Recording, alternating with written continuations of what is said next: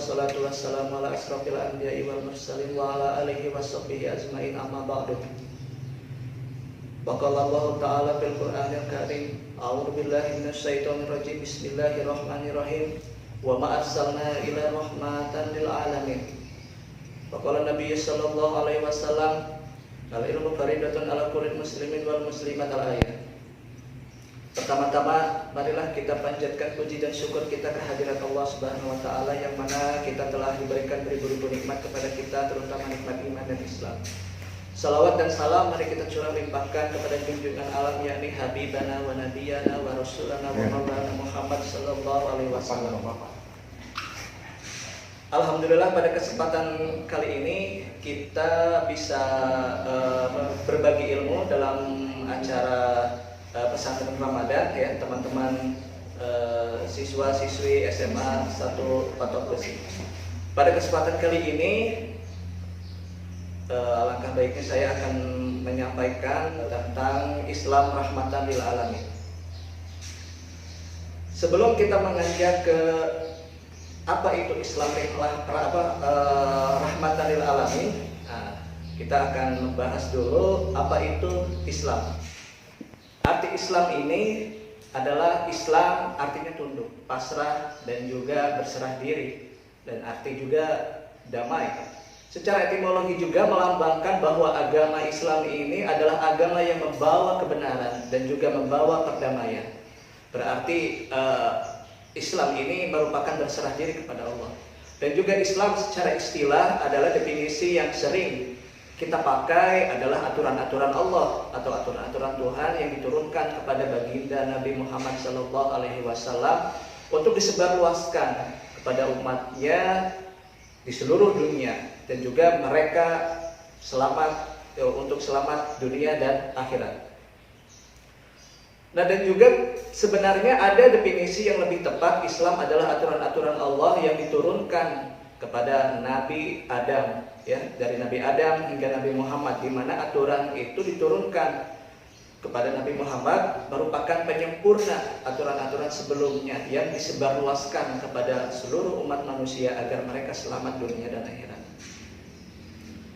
Nah, di sini ada beberapa definisi juga unsur yang terdapat dari definisi tersebut. Ada unsur Allah yang menegaskan bahwa tentang ajaran bahwa Islam berasal dari agama Allah, dan juga jelas dari mana ajaran ini berasal, tetapi juga menegaskan bahwa agama ini bukan dari hasil karya manusia, tetapi diturunkan oleh Allah Subhanahu wa taala.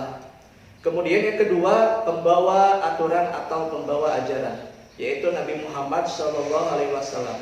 Faktor ini yang membawa agama ini menjadi penting, mengingat kita tentunya tidak bisa bertemu fisik dengan Allah. Jadi kita bisa lihat siapa yang menyampaikan aturan-aturan ini. Kemudian yang ketiga, aspek penerima dakwah itu, yaitu manusia secara luas. Kepada segenap seluruh umat manusia yang ada di seluruh dunia, itu Islam harus segera disampaikan. Agama Islam ini adalah aturan untuk manusia, kemudian juga menegaskan bahwa agama yang dijalani oleh manusia ini harus dilaksanakan. Kemudian keempat adalah aspek tujuan, yaitu manfaat dari agama itu sendiri. Pada definisi di atas tersebut bahwa agama Islam itu agar selamat hidupnya dunia dan akhirat. Nah, kemudian secara etimologis kalimat ini terdiri dari 3 bagian, yaitu rahmat, kemudian juga li dan alamin, ya, dari kata itu kan rahmatan lil alamin. Nah, yang pertama dari kata rahmat dulu. Rahmat ini adalah anugerah, ya, anugerah atau kasih sayang. Kemudian huruf li ini yaitu artinya untuk, dan juga kata alamin sebagai bentuk plural dari kata alam, yaitu seluruh alam. Pada dasarnya agama Islam ini agama yang diturunkan kepada Nabi Muhammad SAW untuk apa? Untuk disebarluaskan kepada seluruh makhluk, ya, seluruh umat manusia. Tidak hanya makhluk Allah yang seperti manusia ataupun juga yang seperti hewan, kemudian benda-benda juga, ya. Ada beberapa keterangan, ya, ada beberapa keterangan. Saya lihat dari buku Muhammad Quraisy Shihab, ya. Beliau ini merupakan ahli tafsir dari Indonesia dan salah satu ulama besar. Di sini menyebutkan bahwa rahmat yang dibawanya itu menyentuh benda-benda yang tak bernyawa. Bahkan Nabi Muhammad ketika itu sampai memberi benda-benda yang dimilikinya seperti perisai yang dimilikinya bernama Zat al-Fudul, pedangnya bernama Zulfikar, kemudian perlananya bernama Al-Das, ikannya bernama Al-Qus, cerminnya bernama Al-Midalah, gelasnya bernama Al-Sadir, tongkatnya bernama Al-Mamsyuk, dan lain-lain. Nah, semuanya ini kita artikan bahwa Islam itu tidak hanya sebatas hanya umat Islam saja, tetapi rahmat bagi seluruh umat, rahmat bagi seluruh makhluk. Tidak hanya binatang, kemudian juga bahkan benda sekalipun. Ketika itu ada cerita bahwa Nabi Muhammad melihat seorang sahabat yang sedang menaiki kuda. Ketika itu bahwa jangan sampai kamu menyiksa binatang, karena di dalam binatang itu terdapat hak-hak yang harus dipenuhi. Nah, sehingga bahwa agama Islam ini tidak hanya sebatas hanya umat Islam saja, tetapi juga binatang pun mendapat pengakuan ataupun hak. Kemudian alam atau lingkungan juga. Kita kenal bahwa kebersihan itu sebagian dari iman. Nah, ini artinya bahwa Islam itu tidak hanya sebatas dari hubungan dengan Allah saja, hubungan dengan manusia saja, tetapi dengan lingkungan. Kita misalkan melihat lingkungan kita yang kotor, kita bersihkan. Kemudian ada yang misalkan seseorang atau sekelompok orang yang membakar hutan, yang kita laporkan. Nah, ini artinya bahwa Islam itu damai bagi seluruh umat manusia ataupun hewan, bahkan juga lingkungan.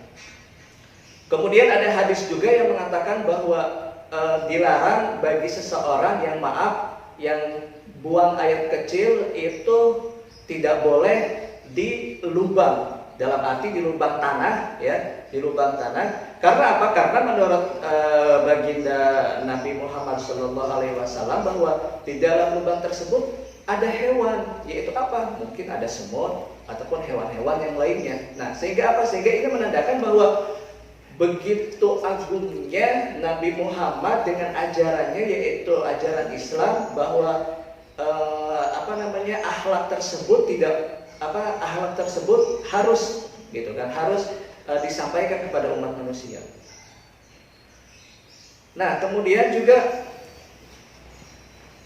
secara terminologi dalam ilmu kalam, ya, kemudian kata alam didefinisikan sebagai segala sesuatu selain Allah yang mencakup seluruh makhluk hidup dan juga benda, bahkan itu padat dan cair, serta makhluk ciptaan yang seperti bentuknya abstrak. Kemudian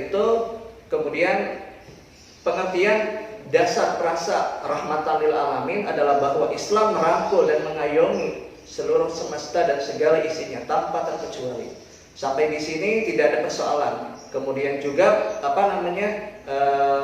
dari kata merangkul dan mengayomi.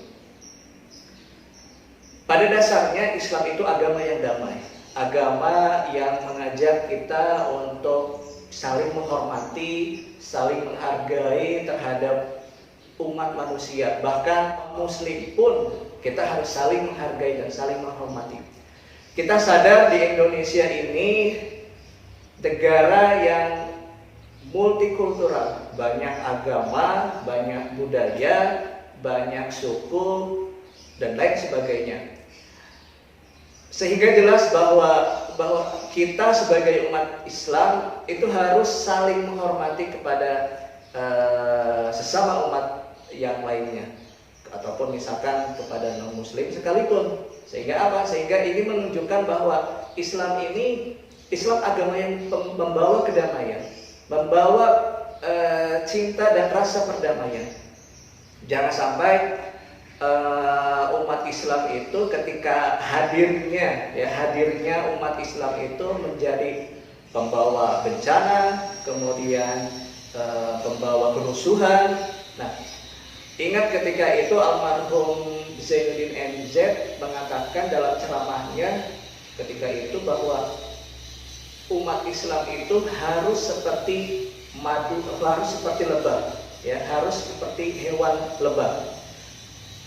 Seperti apa? Kita filosofinya seperti lebah karena memang lebah ini ketika dia menghinggap kemanapun selalu membawa dampak baik ataupun membawa hal-hal positif seperti apa? Seperti madu, ya. Nah, sehingga apa? Sehingga ketika ada umat Islam, ya, umat Islam dimanapun dia berada, dimanapun dia tinggal, itu selalu damai, selalu membawa kedamaian, selalu berguna bagi lingkungannya. Ya. Sehingga apa? Sehingga arti Islam rahmatan lil alamin ini Islam yang selalu membawa kedamaian.